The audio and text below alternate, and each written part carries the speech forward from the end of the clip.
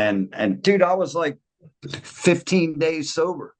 I had no concept of what this dude was talking about, right? But I had to get to that point of desperation where I had no other choice. And that was the only time that I was going to be ready to change. This is Health Unfiltered, the podcast where we cut through the bullshit and get honest about fitness, nutrition, and mental wellness. Chris, welcome. How's it going? Going well, brother. How are you? I'm doing great. It's a beautiful day here in Southern California. So in this episode, we'll be discussing men's health, specifically why men feel they have no one they can trust to open up to. But before we get into the topic, I want to know how you got to where you are now. It's a great question. To make a long story short, man, I found out I could sing really young. Started singing in a rock and roll band when I was 15. Nice. Got signed to a label at 19. um, and played that whole rock and roll life for 7 years. A lot of fun, traveled the world, all those things. But as you know, happens to most people, addiction became pretty prevalent in my life during that period, and uh, Mm, and it kind of dismantled those dreams for my bandmates and I. And then I came home to the real world and started a construction management career and became extremely successful with that. I became the vice president of a nationwide construction firm, and on the outside, everything looked awesome, you know. But on yeah. on the inside, the alcohol and the pills were destroying me, and uh, Mm, and I lived that life until I would say at 37, the wife have had enough. And, my wife is a medical professional. So she saw that I was killing myself, and she just couldn't take it anymore. And yeah. she kicked me out, and yeah, I spiraled even further down than that to homelessness and a failed suicide attempt and a couple other things. And then at 40 years old, um, I just pretty much didn't have nowhere to turn. So I eventually went to rehab and got sober. And started that personal development journey, like, okay, I'm at the bottom. Where am I going to go from now? And Yeah. I had a life coach that was very instrumental in helping me kind of pick up the pieces and get things back together. And Mm-hmm. about 5 years into sobriety, I realized that I had a passion to do the same thing. So I went back to school and got master certified as a life coach, and started primarily helping men in recovery because I had a passion for that. And Yeah. then it's since then it's grown to um, a bunch of different things. I'm public speaking now. I'm Mm, starting a different YouTube channel than the one I already have. It's called Men's Forum. It'll be mm, primarily based on men's issues and the ones that they're afraid to talk about and all those things. And yeah, I'm just living a life of service now, man. I'm lucky that I'm here, and I struggled with what my purpose was, when I decided to get sober. And then I realized that, you know, um, everything that happened to me was kind of God's plan, right? It sounds messed up for it to sound that way, but I literally had to go through all that crap to do what He put me on this planet for, and that was to be of service and to help others. yeah. That's Yeah. definitely a common occurring theme that, you really have to struggle Hmm. to find your passion, find happiness. I think going through that struggle really plays a big role in discovering yourself and who Hmm. you are and what really Hmm. matters to you. Yeah. Yeah. I think one of my main issues when I was younger is, I never really liked what I saw in the mirror.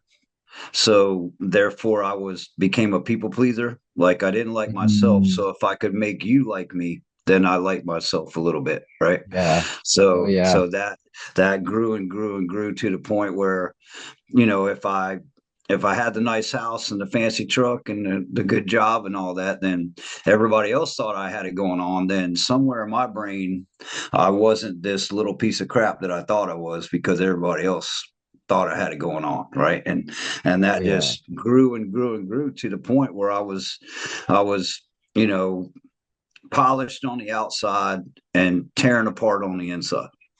Mm, I think that's so common today. Yeah. People are are struggling and just putting on a happy face and Yeah. posting online, all the good Mhm. things and not really talking about the deeper issues going on in their minds.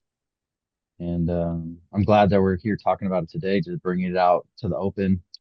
Yeah, yeah, because one of the main things that I found out when I actually, I was 40 years old before I actually started seeking help, right? Which Yeah. is, my prayer is that guys will do it way sooner than that, so they don't have to struggle as long as I did. But that being the case, I had no clue that there was even any help out there, right?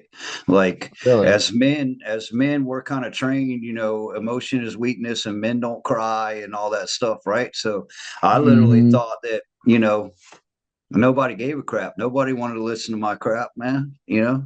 Shut Right. up, be a man. Go make Yep. money, take care of your family. And Mm. and I realized when I got into this line of work that there's a lot of men out there that for one doesn't they don't know what life coaching is, right? And for Yeah. two, they don't know that there's somebody out there that has actually been through what they're going through, and all they want to do is try to help them get on the other side of it you know and Yeah. so I made myself, like, especially with my music background and things, I'm not afraid to be out in the public and on stage and all those things. So I'm like, you know what, this is my purpose. I'm going to be a voice for all those guys out there that are struggling with what I struggle with, and let them know that it's okay and somebody wants to help them. Yeah. Yeah. It's like you're saying, everything, happens for a reason. Yeah. You were in the rock band and you're Yeah. comfortable in front of Yeah. people, and then you had a struggle with your addiction. So, Yeah. people can relate to you and you put that Hmm. together and now you're helping people. I really love Yeah. that. Yeah. And Getting back. my story involves, health issues. It involves a failed suicide attempt, right? Like there's a lot of things that molded me in a way to where I can reach a very broad audience now. Like I also, like I told you, I have 30 years in business leadership, and now that I've gotten into this work, it almost, I don't want to say it amazed me, but it baffled me the amount of professionals that deal with all the same stuff that we're dealing with, right? Like when you're younger, Yeah. you think, oh, that guy's a doctor, he ain't dealing with this crap. That guy's a lawyer, he's got a Ferrari, He's he's got not his dealing. shit Yes, they are. together. Yeah, they're dealing with the same crap that we're dealing with, man. Yeah. you know Especially those high performers because they've got so yeah. much stress and what's going Yeah, on and they, and need an and outlet. it yeah, it might not be alcohol and drugs, but addiction manifests itself in many different ways, right? So Yeah. that it could be sex, it could be gambling, it could be money in general. I've Be helped working a out. couple of guys. Yeah, I help a couple of guys, but I have one in the UK right now that he's a day trader. And Mm, if he doesn't have a good day, bro, his whole life is upside down. Like his relationship with money is horrible. This dude's got money. He's got everything. But if he hmm. loses money on the market that day, then his life sucks, his family sucks, everything sucks, right? It's because of Yeah. his relationship with money, you know? Right. Yeah. It's uh it's a real challenge. People are challenged in all kinds of different areas. I wanted to go back to the masculinity point that you made earlier. Um, when I grew up, it was, you're a man, you got to be tough, Mm-hmm. like you're saying, quit your bitching, do what you got to do to provide. And it seems like more recently, the younger generations have a lot less of that. But I think it's important to have that masculinity and have that position as a man, Mm-hmm. in your life and in a traditional relationship. I feel like women, they want their independence, they want their rights, they want to be equal, but at the same time, there's still these gender roles that are important in family life. So how do you, find balance with masculinity and still being able to open up and talk about your feelings? Yeah, you said the key word is balance, right? Like you're 100% correct. I'm actually in that dynamic. My wife's a doctor, so there was a time that I was the breadwinner in this household, but I don't want to say it's flipped, but it's definitely at least equal now, right? Yeah. And so that creates a different dynamic within the relationship, because she's got her own money, so I can't tell her how to spend it. right? Right. And so it is a journey that you got to walk through together, right? Like my wife and I have been through a whole lot in our relationship, but what we do is we practice the it's me and her against the world, not me against her, Yeah, right? I like that. Yeah, and I think that's the biggest thing that that didn't happen overnight either, right? Like you said, I was raised by a country boy construction worker, and Mm, and he worked his tail off and took care of his family. My mom was a stay-at-home mom, right? So I yep. grew up in a totally different dynamic, and Yeah. like I never saw my dad go consult with my mom because he wanted to buy a new truck. He just bought the damn truck, right? You know what I He's mean? like, So honey, we got a new truck. we don't live in that world anymore, right? Like you have to Yeah. consult with your partner on big purchases and all those kinds of Hmm. things, right? It's not the same way it used to be. And I do believe that most women do want independence, but they also want a man that's going to lead, Yeah. right?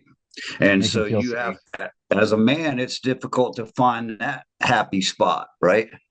Like, Hmm. where am I still leading, but not being overpowering and not giving her respect and space and all those things, right? I think it's one of those things where, you know, uh, I like to watch a lot of motivational speakers, and I was watching one the other day, and he was literally talking about that it's a lifelong journey, right? Like a relationship is a lifelong journey. And when you Oh marry yeah. someone, everybody says, um, I want to marry the right one, or I married the right one. No, you didn't. There is no right one when you get married, right? Like you literally become the right one for each other like 30 years down the road. It's that journey that makes you the right one for Mm, each other, you know? that time together. Yeah. Because, Yeah. when I was 20 years old, I thought I knew everything, but I didn't know crap. Right. And I'm sure you were the same way. For me, when I was Mm, 20, man, I was on top of the world. I was singing in front of thousands of people, and girls were flying at me, and I thought that that's what life was. And boy, I'll tell you hmm. what a reality check I got when it was time to get married and have kids, and realize that love is hard and love takes work. Definitely does. Mhm. You gotta constantly put time and energy back into the relationship. Yeah, Make sure to yeah, take that time with your spouse and yeah. have those And, date and nights. And you don't know how to do it, right? Like it's one of those things where you just have to figure out along. It's kind of like having kids, man. Like they don't come with an instruction manual, right? And, when you buy a new truck, there's the manual in the glove box, right? If you don't know something, you just open up the book and you read and figure it out. hmm. Well, relationships are not that way, right? Unfortunately. I have two girls that are in college, and I cannot even begin to tell you how much I struggled when they were teenagers because I didn't know how to handle those situations, man. But you just kind of learn as you go along, you know? Hmm. As you do in life. Yeah. Yeah. So are there any other common challenges that you come across working with clients? Yeah, a whole lot. Most of well, let's be completely honest, man. I was one of those guys that thought I was fearless and could eat a bullet and all those things. But Yeah. really inside, I was a scared little kid that didn't know what to do. Right. Mm, So most every man that I deal with, or woman for that matter, most of the issues are fear based, right? There's yeah. imposter syndrome, there's some trauma that they haven't let go, right? There's unworthiness, there's all these things going on Hmm. inside your head, right? And the biggest part of my transformation was to start liking what I saw in the mirror first, right? Yeah. Because someone told me once, no one else can love you until you learn to love yourself.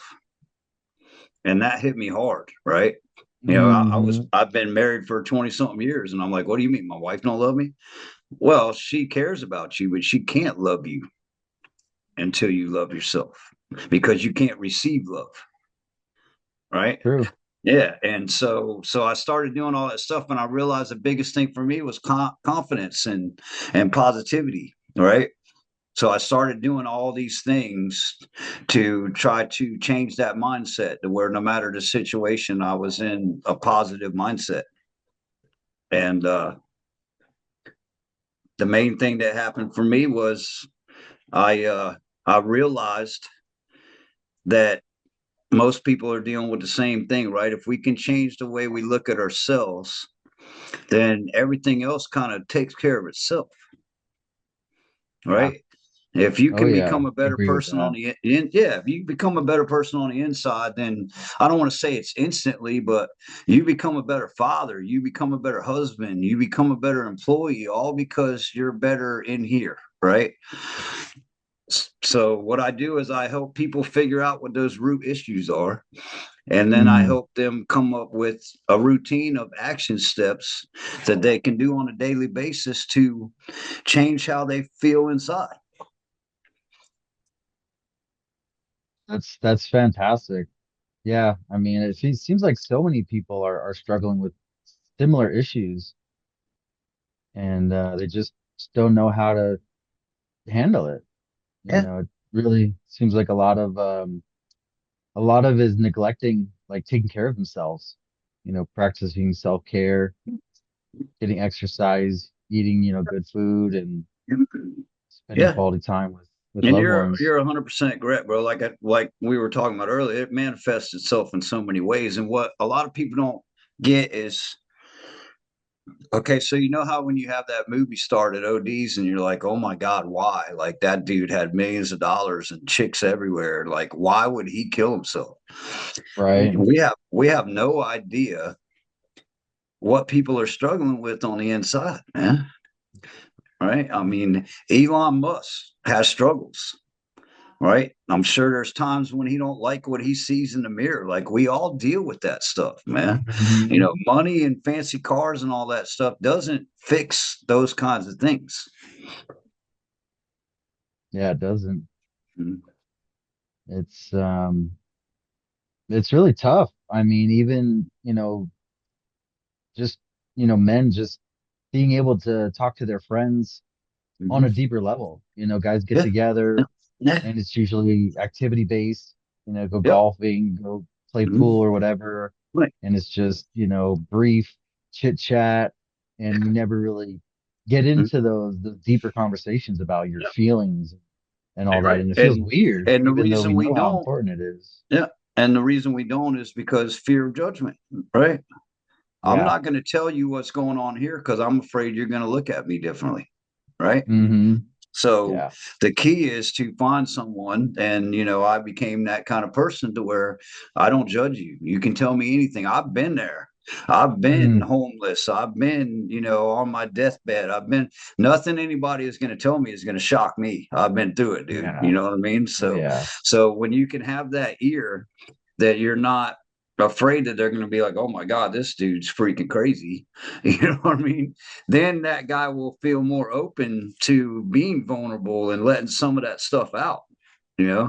Because Hmm. I know especially for me, like, I never had those relationships with my friends, right? Like you said, we watched a football game or whatever, but I was Hmm. never like, hey, dude, I don't think my wife loves me anymore.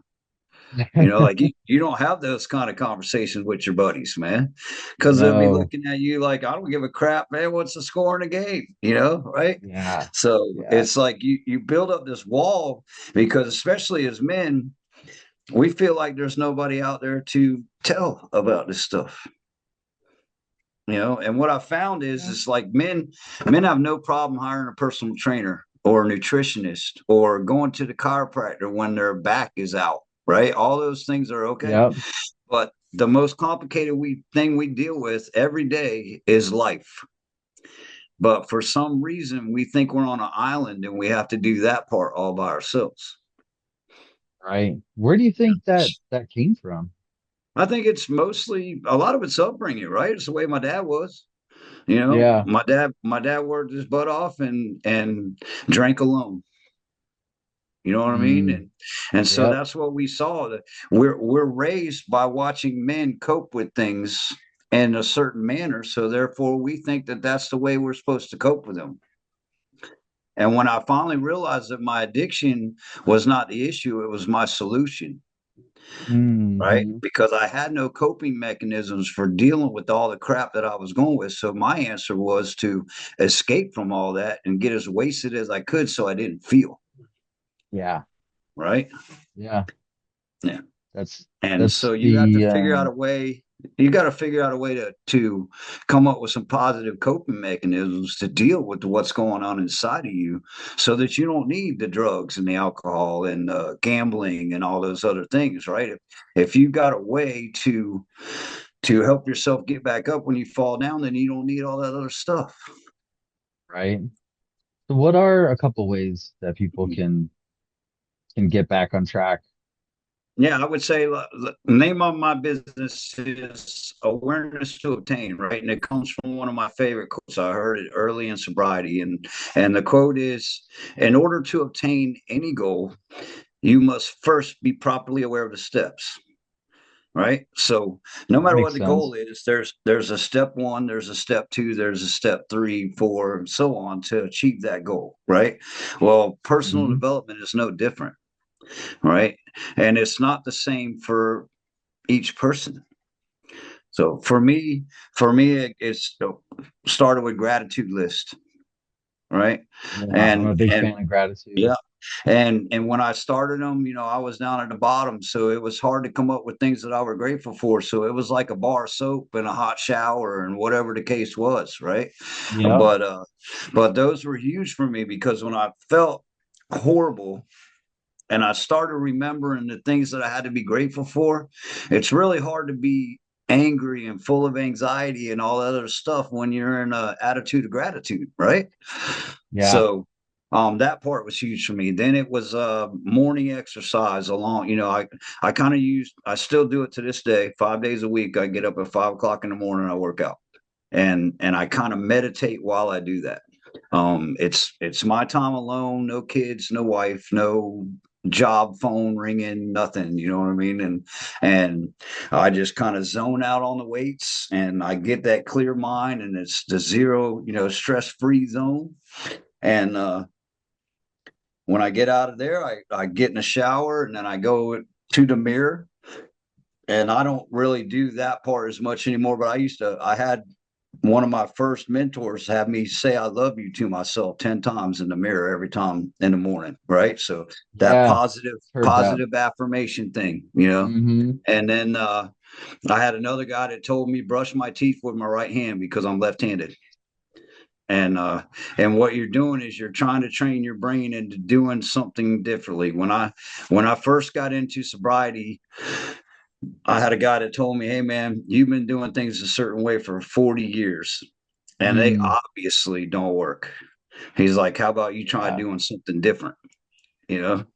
And I so love that's what it that. was about. It was about training my brain to do things differently. So it was little stuff like that, right? Brushing my teeth with my right hand, saying I love you in the mirror, um, making sure that no matter what it took, when I walked out the front door to go to work, I felt like I could, bitch slap the day, like I had it. You know what I mean? And I found that, sometimes throughout the day I might get upside down and I might have to do another gratitude list at lunch or whatever it Mm, took. But yep. some guy might cut me off in traffic and then all of a sudden I'm all upside down and I want to kill somebody. All right. So I got to slow down. I got to get back in that positive mindset. And now that I've been doing it for years, it's not as extreme, it's not as difficult, right? But it's because I did those routines and those patterns until it got easier for me to do. Mm, So that's really what I do with a lot of my clients is help them figure out their own action steps, because they're what exactly worked for me is not going to exactly work for him, right? So he's got to find his own things that will motivate him and get him in the right positive mindset every morning and stuff. I got, clients that like to read, they like to journal, they like, you know what I mean? You got to find your own little gig, but no matter what, you got to do it every day and stick to it till it becomes second nature and you don't even think about it anymore. yeah. Yeah, you definitely gotta build those healthy routines, Mm-hmm. build those Yeah. healthy habits. Yeah. Yeah, exercise is so important for mental health. Mhm. I feel like people don't understand how critical it is to move your body and your muscles release those endorphins, those feel good chemicals, and it's good for your health, your physical health, your mental health. And And the funniest part about all that, right, is I fell off a roof when I was younger doing construction, right? And I had a mhm. back injury because of that, and the painkillers got introduced into my life because of that, right? Oh And yeah, I went way down with the painkillers, right? But when I started exercising and I slowly started working on those areas of my body, all of a sudden the pain went away. And I'm pain free now, and it's from exercise, and all those years, that's all I had to do was work yep, out. You know, and incredible. there are millions of people out there that they're overweight, they're in pain, they're all those things, and there's one thing that can take all that away, but they won't do that one thing. You know. Yeah, it's incredible. Yeah, I mean, I have a similar story. I injured my back when I was younger, and I was on pain pills, and Mhm. the pain got so bad that they even put me on methadone Yeah. for a Yeah. while. Mhm. And I just was sick and tired of feeling so out of it and the Yeah. constipation. Yeah. And I took it upon myself to get a membership at the local YMCA, and I started swimming. Started swimming every day, and I started getting stronger. My back started Yeah. feeling better. I Yeah. started going on the treadmill, started It's lifting weights. yeah. It's It's crazy, it's right? And now it's incredible. like the back don't even hurt no more. You know. Yeah, Yeah. And I was the same thing, dude. When I fell off the roof, it was back in the day before they put a stop to all the opiates. But I was literally getting prescribed like 250 Roxys a month, right? were And you going to I, different clinics, or that yeah, was just yeah, it was just going to a pill mill and getting them every month, and I was literally running out and having to buy pills on the street till I could get my next script filled. I had got that bad. And then tried to get off for the wife one time because she's like, "Look, you're killing yourself. Can't do this." Got on Suboxone, and that was even worse. Right, really? like you said, with the methadone, the Suboxone was worse. I was still like going through withdrawals when I didn't have them and all that crap. Hmm. And Yeah, so just to be pill free was like, and not be sick and not be hurting was a major accomplishment in my life. You know what I mean? And then, yeah. and now to be in decent shape and pain free it's like a godsend, bro. I'm 54 years old and I haven't felt this good since I was in my, probably 18, 19 years old, man. It's incredible. Mhm. Yeah. What are Roxas? They're like a oxycontin, but they're a little lower dose. They're a 30 milligram oxy, pretty much is what they are. Oh, And okay. and the nickname for them is Roxy's or Blues Yeah. or well, yeah, Mm, they're just like a 30 milligram oxycontin, which is at the time was the strongest opiate they made. They got this hmm. fentanyl and all this other stuff now, right? But you know, Yeah, that shit is yeah, crazy. You see the yeah, people dude, just there are bent people over on the dropping like street, flies from just that stuff, man. zombies. Yeah. Yeah. But it started, I don't want to say innocently, but it started, I was getting prescribed by a doctor. So I was taking what I was supposed to take, and then, it's literally synthetic heroin. So eventually you're sick every 2 hours if you don't have one, and then you got to take another one Mm, just so you don't feel like crap. And it just grows and grows and grows, man. You were yeah. there. Yeah.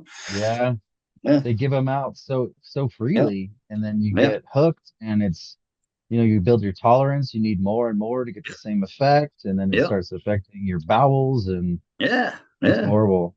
And the thing is now, they've cracked down on it quite a bit, right? But for a long time, the pharmaceutical companies were making billions, so they wanted everybody hooked on those things, man. You know? Yeah. Luckily, they've shined some light on that. Yeah, They did that documentary yeah, on the yeah. what's the I name mean, of it that was, family?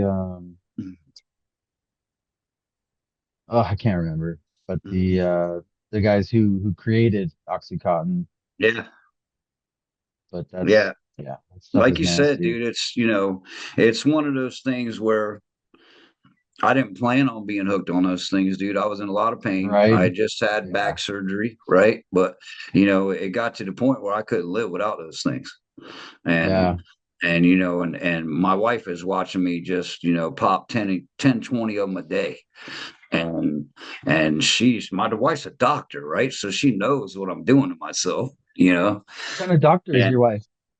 she was in dermatology originally, but she works for the VA. So Mm, she's in administration with the VA now. So, okay. but yeah, and she's also in the Army Reserves. You know what I mean? So here I got this woman that's works for the government. She's in the Army, and here I am turning into a drug addict. So it was Right. horrible for her. It was horrible for her, and that's why I was mad at her when she first kicked me out and filed for divorce. But then I got it right. Like she stuck around for a long time and tried the best she could, and she just couldn't take it no more. But I'm very happy to say that we are remarried now. We had another kid at 45, so we have a 9-year-old son now. Oh, wow. Like just Congratulations. like I said, it's a matter. That's why I like to tell my story, right? Is because in order to get guys to open up, like you're trying to do, you have to be transparent. They have to know what you've been through, because in order for you to help somebody else, you had to have walked through the fire that they're going through, right? Yes. uh, Yes. Therapist, psychiatrist, whatever the case is, right? You can read books, you can do all that crap, but unless you've been there, the guy's not really going to listen to you, you know? Yeah. It's hard to And relate too. yeah, and it's like, I love to show men, look, I was right there where you were at, bro. I was homeless. I went to an indigent rehab. I went to the Salvation Army rehab facility for free for 6 months because I had nowhere to go. You know what I mean? Like I did all that stuff. And now look where I'm at. I'm a life coach. I'm a public speaker. I'm remarried. I've had another child. Like it is Mm, possible to get back up and go as far as you want to go. that's so Just, powerful. find some help, man. That's all, you know? Yeah. And I'd like to just tell the listeners, if you have a surgery and if there's any way you can avoid, taking those pain pills, that's the best thing you can do. Try putting some ice on it, Yeah. just try getting through that pain Yeah.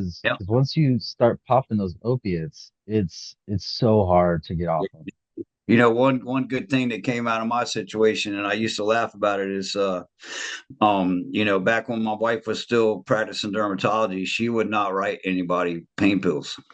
And some of her Hmm. patients would get mad at her and she'd be like, you can go see another doctor if you want. But I watched my husband go through that and I'm not prescribing that for you. You know what I mean? And so, Great. Yeah. yeah, if more doctors would do that, then, and they are now, like I said, there's so many regulations, you can't even get access to a lot of that shit now. But it's Hmm. just, yeah, like you said, man, when I was in the middle of that, I grew up on the East Coast of Florida. There was a pill mill on every corner in Miami, Yeah. you know? Yeah. It's come a long way from there. But I'd like to circle back and learn more a little bit about your time, when you're homeless and kind of like what that was like for you, Yeah. and go more into your rock bottom. What made you realize that you had to change, and Yeah. how You important know, that is to it was recovery. it was funny, right? Because I was what you call a functioning addict for a long time, right? I still had the good job, and I still supported my family. I still made good money. I did all those things, right? But what a lot of people didn't see is that, I was waking up out of bed and snorting pills and doing all kind of shit that they didn't see, right? Um, but eventually it got to the point to where it was destroying my marriage. And then when she kicked me out, I really went off the deep end. I had no guidance. I had no reason to even try to keep it together anymore, you know. Right. So I was living in a hotel and I got so bad that it got to the point I couldn't even show up at work anymore. And my boss, I'd known him for this point at 20 years and helped him build the company that I was working for. And so he's like, look, you need to take a medical leave and do something. I don't want to fire you, bro. You're useless to me right now. Yeah. And Yeah. so I was like, all right, I'll do that, man. I'll go check into rehab. I didn't. He gave me like 4 weeks pay up front and told me to go to rehab. I just burned through that money. Then I couldn't afford a Oh. hotel anymore. So I'm living in my truck, you know, Mm. and I'm still scraping, doing everything I can. I panhandled, I did all kind of stuff to try to get what I needed, right? Yeah. And then one night, um, I was I was calling my wife so that I could FaceTime my girls, right? Hmm. And um, they shut my phone off because I didn't pay the bill, Shit. and I couldn't even talk to my children, and that was rough, right? And so one night I literally I still kind of hard to even talk about, man. I took a whole bottle of pills, whole bottle of Xanax, and drank almost a half gallon of Bacardi 151. Wow. And You're literally it was just like, I'm gonna get so wasted I never wake up, right? And I woke up in the truck the next day, and the cops were beating on the door, mm, and I was parked where I was allowed to be parked. So I'm like, what are the cops beating on the door for? right. Um, Evidently, my wife, my daughters were trying to get a hold of me, and my wife got worried, so she was trying to get a hold of me, and my phone was off. Right. So they called a distress signal or whatever to the police. Like a Um, missing persons yeah, kind of thing. I'm afraid my dad's suicidal. Somebody go find him. We can't get in contact with him, kind of thing, right? So, Yeah. so the cops Baker acted me. All right, because when I woke up, I was still drunk. I just drank a half gallon of freaking liquor, man. Yeah. And and so they Baker acted me for 3 days, and while I was in there for 3 days, they were giving me Suboxone and other stuff to try to not be in DTS too bad. And Hmm. and this guy came in and he talked to me, and he was like, "Hey, man." I was like, I know you don't believe it, but I was right where you were at. And he started telling me his story, and he's like, you got any insurance? So I'm like, no.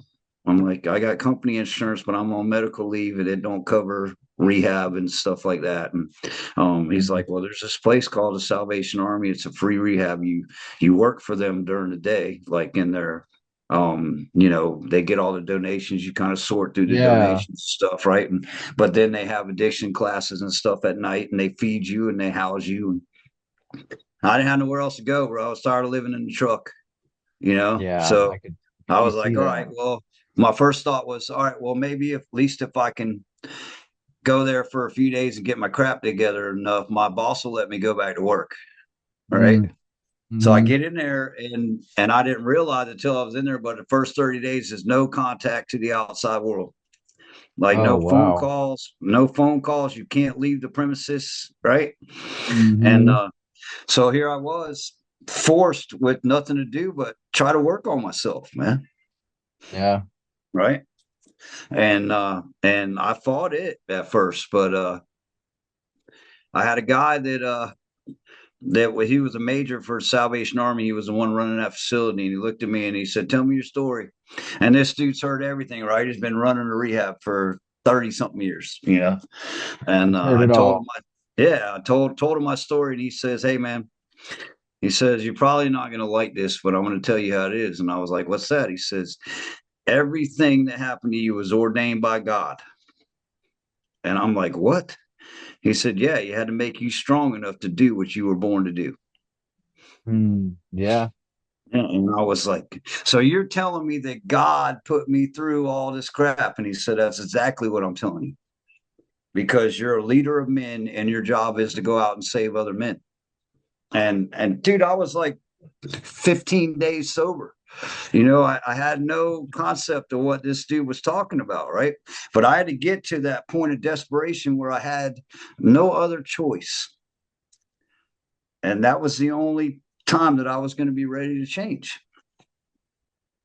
Do you believe that to be true, Yeah, that people yeah, really need to hit rock bottom before they yeah. can I don't think it's heal? in every case it's not necessary, right? But in my case it was, you know, Mm, because I still had that job, right? I still had those lifelines. yeah.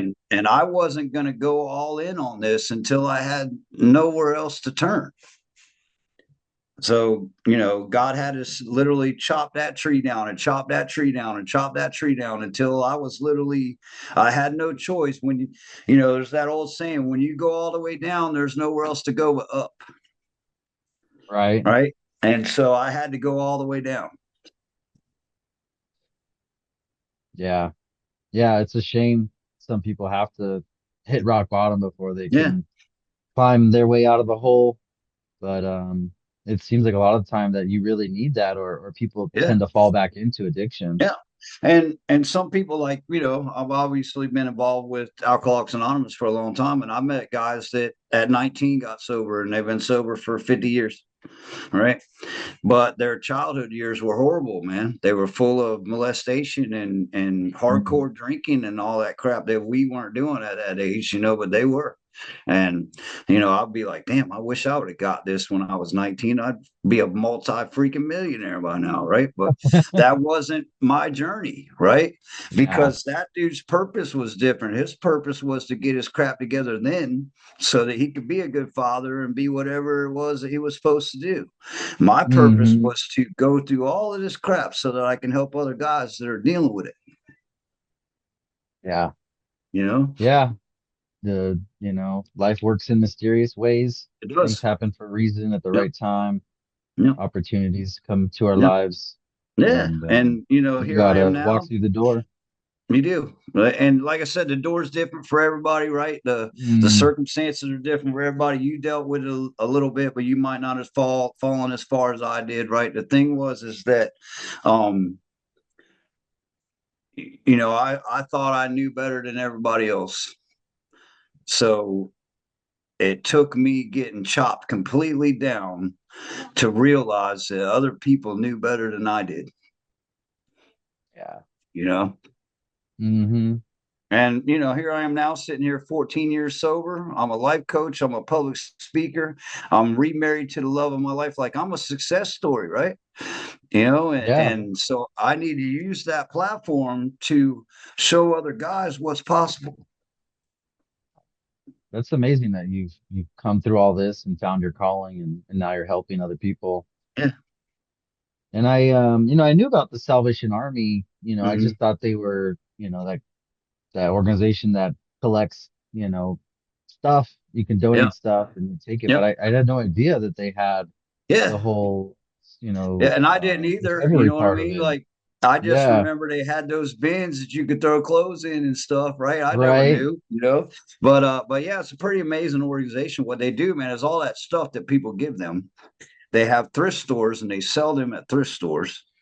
And then Hmm. they use all of that money to finance rehabs and help people with disaster relief and all this stuff. They're they're like the number one nonprofit organization in the country every year. There's a whole bunch of money that goes through that place, but they use it all for Wow. good stuff, man. Hmm. Like if there's a hurricane down here or whatever, first thing you see is Salvation Army trucks. They're That's giving out really food, incredible. water. You know what I mean? Yeah. So I had no idea what that organization did, but once I got involved with it, I was like, wow, this is pretty amazing what they do, man. That's good to know that that's available to people Yeah. because, it's Yeah. recovery is expensive going to a It rehab is, clinic. man. It is. I know some friends, friends and some people that I've worked with. They paid like 30 grand a month to go to rehab. But yeah, You know, yeah, yeah. a bunch of us in our family pitched in for Mhm. someone in our family who was struggling with Mhm. alcohol addiction. Mhm. It was not cheap, Yeah. but we made it work, and it's good Yeah. to And know like I that there's said, other options out there. usually when you're somebody that needs that, right, you're not in the best financial position. Or you know what I mean? So, or you wouldn't need Yeah, it, it goes hand right? in hand. Yeah. So it's like the Salvation Army helps the people that one of their slogans is we help people who can't yet help themselves. Right. And I love that, right? They meet people where they're at and they help them get better.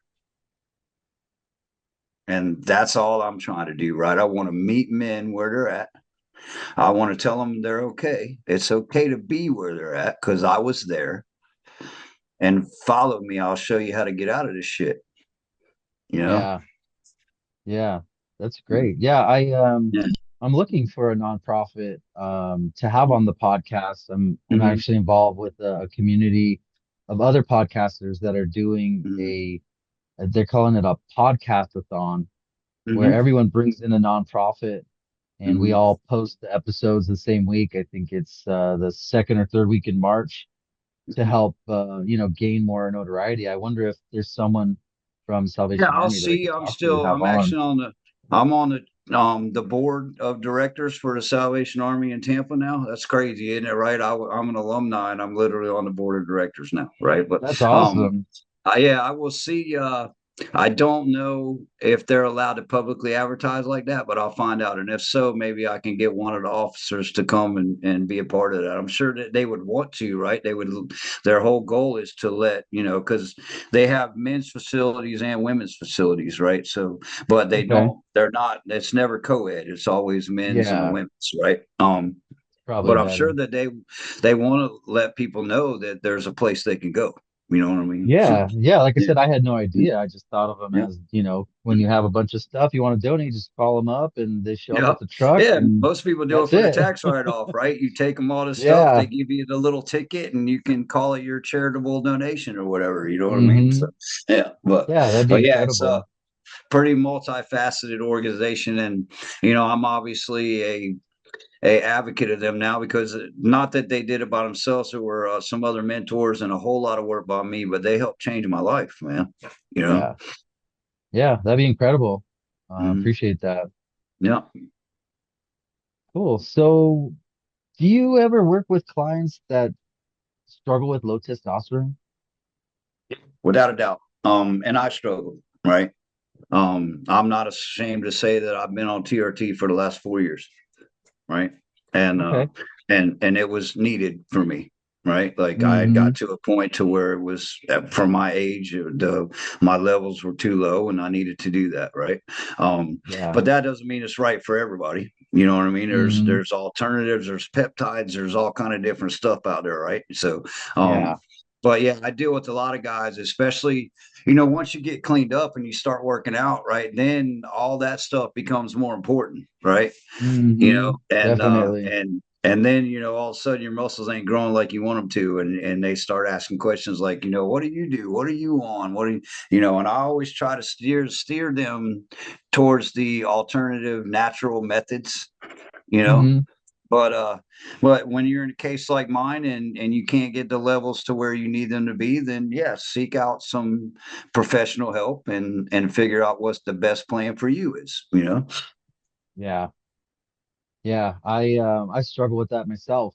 I turned 40 last year and I've been monitoring my blood work and my testosterone levels were kind of low. And so I've been, doing all the right things, exercising, getting Yeah. sunlight, Hmm. doing the cold plunge, eating right, Hmm. sleep, Yeah. everything, even supplements, like you mentioned, Tongkat Ali with Endosia fergestra, and I've tried ashwagandha Yeah. and just can't seem to make a change on the levels. So I'm strongly considering going on TRT Yeah, like I because I've said, heard a lot of good things about it. obviously keep checking your blood work. There is some other options. Like I said, I'm married to a doctor, so she actually works with older veterans, right? So she has a lot of knowledge about all those areas, and Hmm. there are some really good peptides out there, but they don't work for everybody. You know what I mean? Yeah, But there are some different peptides that can kind of give you the same thing.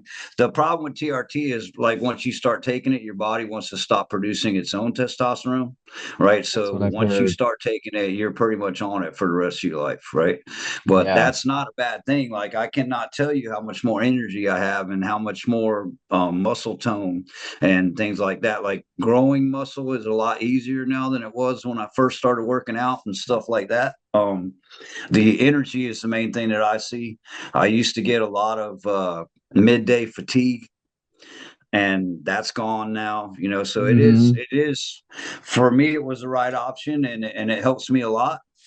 But like I said, I would always try to tell somebody to get with a doctor and explore what's right. They're making so much stuff, dude. There's so much stuff out there that we don't even know about. You know what I mean? So Yeah.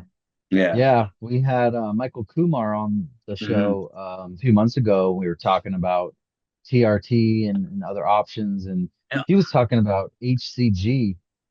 Yeah. Um, Yeah. That have you heard of that?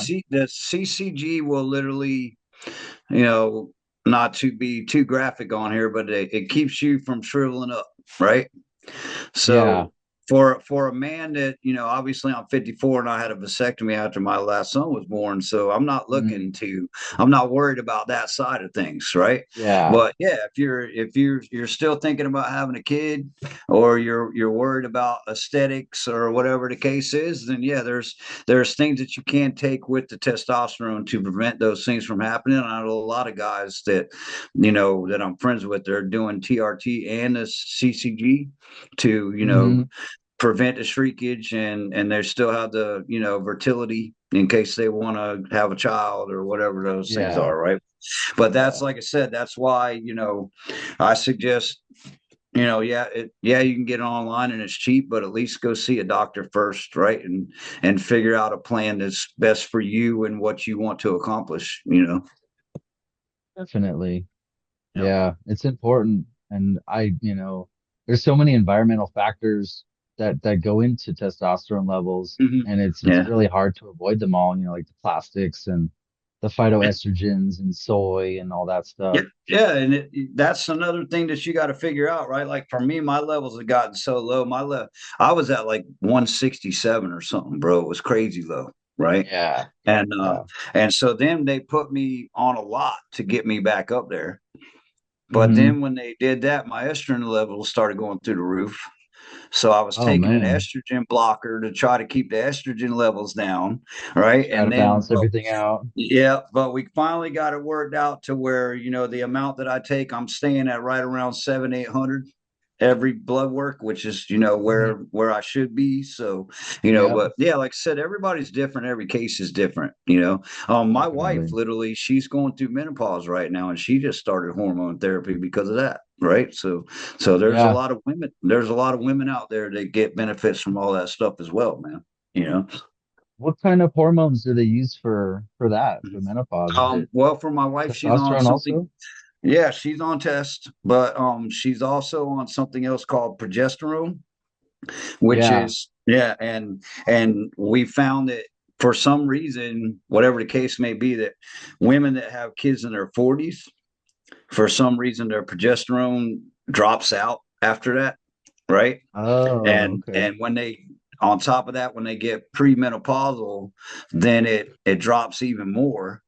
Oh So boy. when she started getting her blood work, she had like zero estrogen and zero progesterone. Oh Right. shit. Yeah. So it was like, she's getting moody and mad all the time and doesn't know why. One minute she's crying, Mm, one minute she's mad. All that is because her hormones were all freaking screwed up, man. yeah. And Yeah. so she ended up going to see a doctor, and they, started giving her different things at different amounts and playing trial and error until they got her to a Hmm. point to where she feels normal, you know? That's great. Yeah. Yeah, there's definitely a time and a place for pharmaceuticals. Yeah. If Yeah. you're And exercising, you're eating right, the sleeping thing with the good, and all that's pharmaceuticals not is, right, working.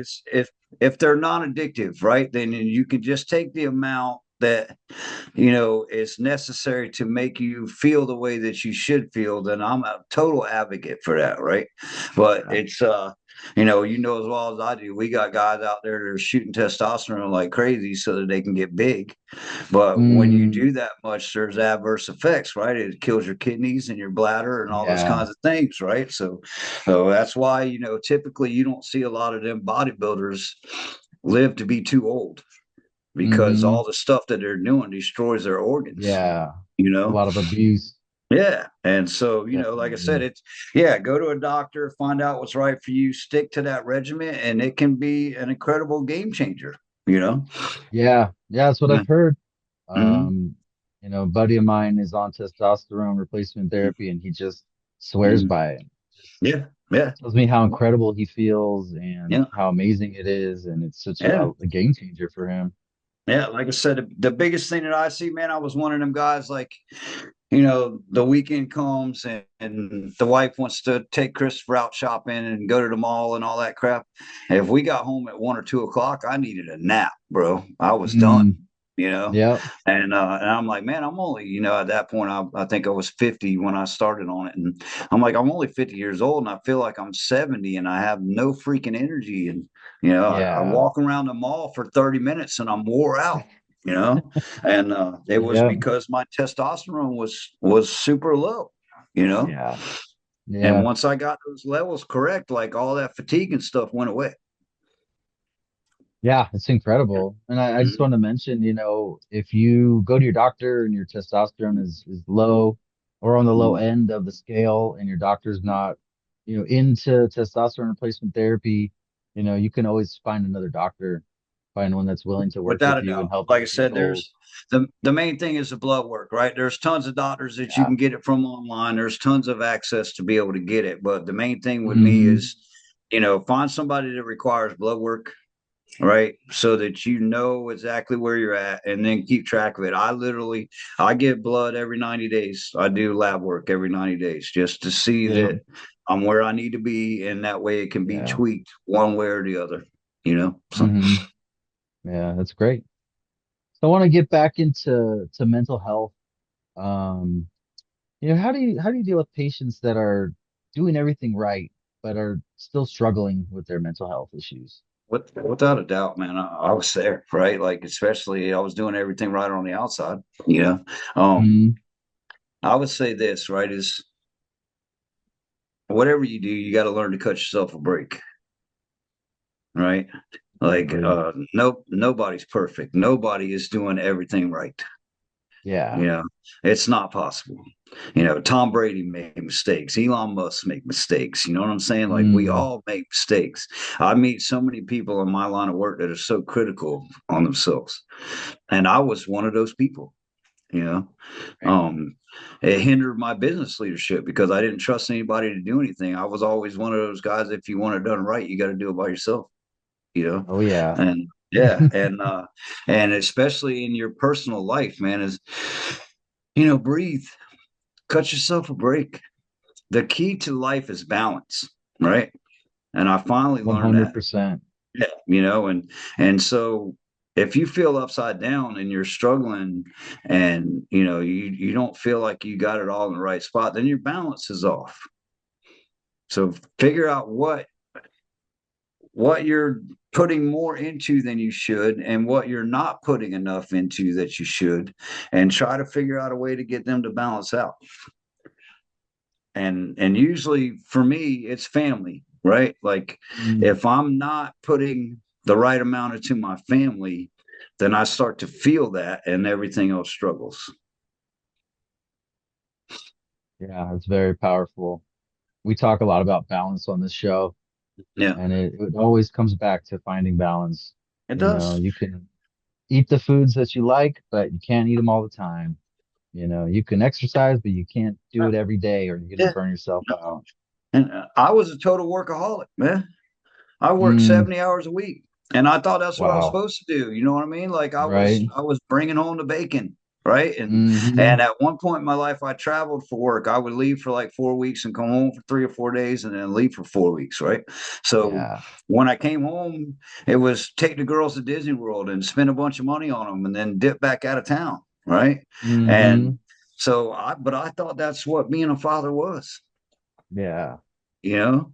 And it wasn't until I got sober and had my son that my daughters that are now grown in college would be like, Dad, you see what you're doing right there? That's all we wanted, was for you to spend time with us. Yeah. Just be We there. didn't Yeah, we didn't care about all the other crap. We just wanted you, Mm, you know. And that hurt so bad, bro. But it was also an eye-opener, right? Is okay, I have this other child that I have another chance to do things right yeah. with, right? And so I try very hard to make sure that my balance is correct for him. And I also, now that I have one daughter that's 19 and one that's 23, and I have a better relationship with them now than I ever had in my entire life. And it's because I don't hide things from them. They know everything Hmm. about my addiction now. They know everything, and there's that balance there, right? And I've Yeah. created a relationship with them that, like right now, they're both in college, so they're going through they're in the beginning of all that partying and all that stuff, right? So now I'm the dad that they can talk to, and they can't call their mom and tell her, "Hey, mom, I tried ecstasy last night." That they're not going to do that, but they will call me because they Yeah. know I've been through that, You know what I mean? So I've Right. created this dynamic now that's incredible, right? Because my daughters are not afraid to talk to me, you know, but that's because of the balance, because I started wanting to be a part of their life, Mm-hmm. you know. And it took your whole journey to get there. It did. I didn't Yeah. I didn't understand that I was supposed to be that kind of parent, right? I thought I was supposed to be the guy that bought them clothes and made sure that they had enough money to get their nails done and all that crap, right? That was Mm-hmm. my job. I didn't Yeah. realize that I was supposed to be the one that they could talk to about anything when they were struggling, you know? Mm. Yeah. Yeah. It's a hard lesson to learn, but you It is. figured it out and Yeah. Yeah. turned And it for around. anybody else that's dealing with that kind of stuff, like, you're not going to have a perfect day every day. You're going to wake up some days and you just off, right? But what I've done and what I teach all my clients to do is figure out a way to not stay that way the whole day, right? Mm-hmm. There are certain things that you Definitely. can do, and there's a whole list of them that you can do to get yourself out of that. You know, um, a buddy of mine said one time, and he's a famous guy. His name's John Strasser. He's a world famous life coach and a course creator. And he said, "Don't let 10 seconds ruin your whole day." Like that. I mean, it's so simple, but it's so profound, man. You know, Yeah. it's like some dude cuts you off in traffic and he pisses you off, and the next thing you know, you're pissed off all day, Mm. right? And you carry that into another conversation with another person, and then they're pissed off, and then you go home and you piss your wife off, right? And it just don't let that 10 seconds of Escalates. some dude cutting you off destroy your whole world, you know? And that person might not even known that they cut Eh, you off. They might have been late to work and they're No, just trying to get there faster and you're yeah. cursing this guy out and they don't even know. That Yeah. was a big lesson for me. I'm glad that you brought that up. One of the biggest things I used to do is I used to hold this um resentment, right? Resentments are Oh big. yeah. And if I had a Mm. confrontation with somebody, I held on to that, because I thought, oh, well, that dude hates me for life or whatever. You know what I Right. mean? And I feel so Yeah. guilty and so much resentment. And then it started happening to my own wife. Like we'd get in an argument and I would talk to her at night and I'd be like, baby, I'm so sorry about this and that. She's like, what are you talking about? She didn't even know. And yeah, she was like, I forgot about that 5 minutes after we had the conversation. I was the one that kept holding on to all that crap and letting Yeah. it ruin my day, you know? Mm-hmm. And that's the not having the coping mechanisms and all that causes that, man. Yeah. What's that thing Normal they people say? don't The walk around full of resentment and all that crap, man. That's, when Yeah. you're out of balance is when you do that. Yeah. It's not healthy. Yeah. But there's that saying that people say that you're the only person that thinks about you, the most or whatever, however that saying Yeah. goes. It's like, And you you're right. felt And, bad about what, that comment you made to your wife and you were thinking about it, worried about it, and she just, yeah. was whatever. Yeah. When I first got sober, man, I was big on like I would drive around at work, for work, in my truck, and I would listen to motivational speakers on YouTube and all that stuff, right? Because I was Yeah. just trying to feed my brain with all that stuff constantly. Mm, And I can't remember the guy's name, but he was a Buddhist monk, and he did a lot of great, podcast guesting and all that stuff.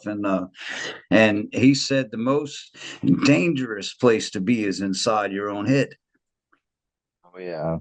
and it's You can get because lost in there. we're the ones that make mountains out of molehills. You know, we Mm-hmm. make every problem that we face 1,000 times bigger by, thinking about it and overanalyzing it and all that stuff. Yeah. Like it's not Yeah. as big as you're making it out to be. That's all mental. You're doing it to yourself. Mm-hmm. Yeah. All you can do is try to stay present Yeah. and Like, this too shall pass. Right. It's one of the oldest sayings in the book, but it's true. Like, mm-hmm. one of the other things that monk said was the thing that you're stressing out the most about right now, you won't even remember a year from now. Yeah. Yeah. People don't think about that. When you're in the moment, it's everything, and it's, Yeah, it's in the never gonna moment, it's end. But destroying your life. You know what I mean? Oh my God, this yeah. is destroying my life right now. No, it's not. Like it's gonna pass. You're gonna get over it, Yeah. right? Like people are amazingly resilient. You know, you can get through deaths in your family. You can get through tons of stuff. Whatever you're going through right now is not the end of the world. You Hmm. will get through it. You know. Yeah.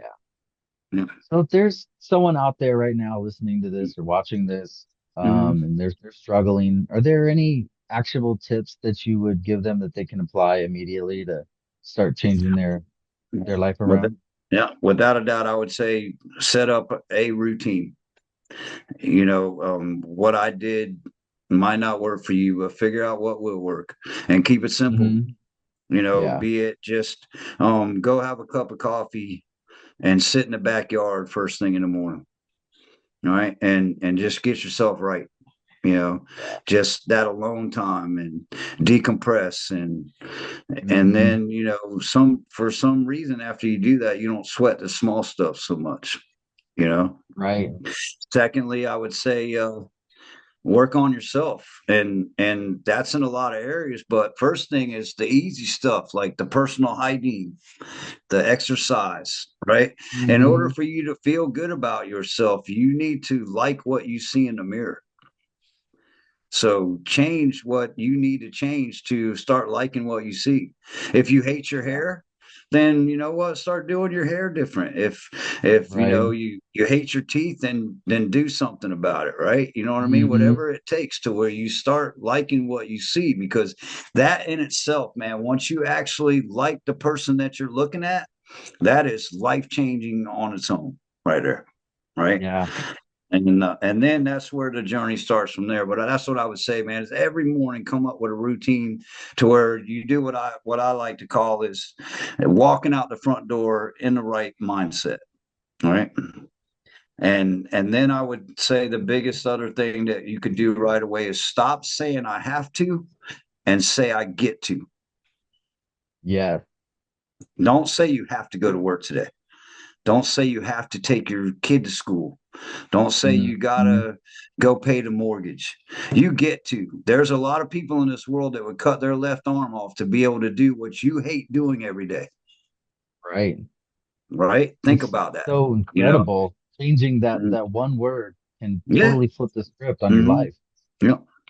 I had a guy, right? I do a lot of like business seminars and business summits and stuff like that now. And I was actually in New York for Valentine's Day, and I did a summit. And this old guy, man, he was incredible. You know how you just like these guys talking, you hang on their every word because they're so amazing, kind of guy, you know. Mm-hmm. And he said, if I could tell you how to do anything that would change your life, I would tell you to change two words: change hate with love. Never say the word hate again.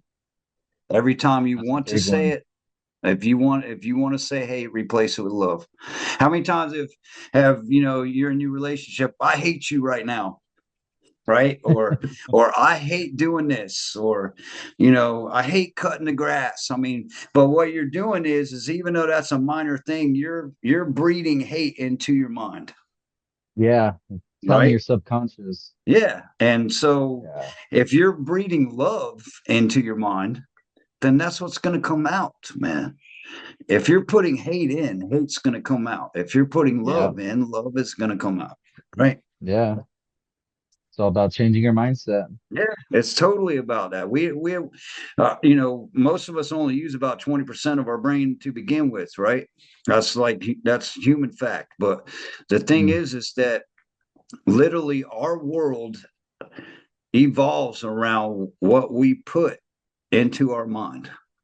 Yeah. Yeah, it does. It's so And powerful too. I mean, it's like I you're still catch myself doing it, man. Like, my wife and I are 1,000 miles away from each other. She's going through menopause. We have arguments, and then all of a sudden, I'm like, oh my God, she doesn't love me anymore, right? And that's that old Chris trying to creep back in, hmm and then I'm like, no, dumbass, that's not true. She loves you, right? Like, Yeah. don't go there, you know. But Yeah, it's so easy for your brain to play those tricks on you and create and manifest all that stuff, right? It's if you're thinking positive thoughts, and positive things will manifest themselves. definitely. Yeah, I mean it's gonna happen. You're gonna have those thoughts, but it's your job to turn it around and be like, wait, no, that's not true. Yeah, And yeah. sit with that. I think it's part of that And like I said, that self-reflection you were in a mentioning. nutshell, that's exactly what I would do, bro. Is change that morning routine. Try to make that routine get you out of the house in a positive mindset, and you'll be surprised at just doing that how much it changes your whole day. Yeah, definitely. Yeah, I like to Mm-hmm. exercise in the morning too, Mm-hmm. and do the cold plunge, and then do a workout. And then Mm-hmm. after struggling with those things, the rest of the day is easy. Yeah, well, and I don't know how you are. Like, I found out that after work, I won't work out because I'm stressed out from the day and all that crap. And so Yeah. I'm a morning person anyway, right? I get out at 5 o'clock, I get the exercise out of the way, and then I don't have to Hmm. do it later when I'm tired, you know? And then you've got all the energy from the Yeah. exercise you Yeah, built up. yeah, you get the oxytocin, all the other endorphins Hmm. flowing, and then Yeah, you're not like, oh crap, I got to go to work, you know? right. I love it. This is some Yeah. really great info, Chris. I really, really Mm-hmm. appreciate you sharing with us today. So Ain't no problem, brother. how how can listeners get in touch with you? Yeah, that's I'll actually give you all of my links. That way you can put them on your description or whatever the case is. But just to throw them out there, Definitely. awareness to obtain is my business. There's That's the a website. Instagram. Yeah, there's an Instagram account to that. There is a awareness2obtain.com website. Um, Also, you can reach me at Christopher Baus on Facebook. There's also an awareness to obtain Facebook group. And my YouTube channel is also awareness to obtain. Excellent. So, Definitely. yeah, there's multiple ways to find me. And I would say anybody that, you know, yeah, this is my business now, right? But I started out doing this pro bono. And if there's somebody out there that is really struggling, get a hold of me on one of my platforms or however you can. I have no problem giving some one-on-one gift sessions or something. You know what I mean? Hmm. My heart and soul is still in recovery, man. So, if there's somebody out there that is thinking, oh, I can't, this dude's too expensive, I can't work with this dude. No, that's not the case, man. I just want to help people, right? So if you're out there and you're struggling, call me. We'll figure something out. Okay. Well, I really appreciate that. It's very kind of you. Yeah. I think people can benefit from that. So if you're up for it, I'd like to wrap up the episode with a little game. Okay. So the game goes like this: you pick a number 1 through 3, and that'll determine a question. And after you answer the question, we'll end the episode on that. I'll go with 3. Number 3, that's a good one. What's the weirdest thing in your fridge right now? Question. Weirdest thing in my fridge? It's a thinker. Yeah, it is. I'm just trying to think of, because I don't really do the weird food. I do. I'm a food routine guy, so I pretty much eat the Mhm. same thing all the time. But my wife will definitely eat some strange stuff. I would say the weirdest thing in there is probably some frozen salmon that she's had in there for a year, never freaking touched. So it needs to be thrown out, but it's still sitting in there. So, Some aged salmon. yeah, some aged salmon is probably moldy and everything else, but it's frozen, so it's just been Yum. sitting in there. Yeah. Cool. Mhm. Yeah. All right. Well, Chris, thank you so much for sharing your time with us and helping us cut through the bullshit. Yeah, brother. Like I said, in any time, bro, and the same with you. If you ever want to come and be a guest on my podcast or my forum or whatever, I'd love to have you, bro. Yeah, It that'd be is all great. about. I'm all about helping men and trying to get the word out there that there's help available. So, Good to know. yeah. All right. Bye, everybody.